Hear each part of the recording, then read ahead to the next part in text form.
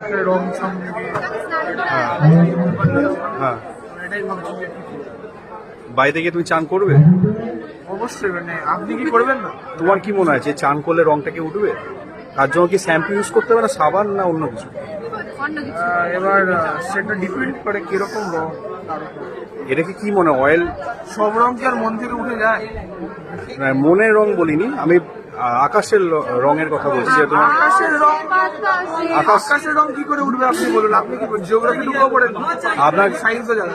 তোমার গালে আকাশের রং আছে। বল। আমি বলুন না, আপনি কি জিজ্ঞেস করছেন? না, আমি জিজ্ঞাসা করতে চাইছি কি তোমার সাথে যে বাকি লোকে দেখে এনাকে রং করেছে, ঠিক আছে, তা তোমাকেও করেছে, তোমার তো বলনি যে আমাকে রং করবেন না?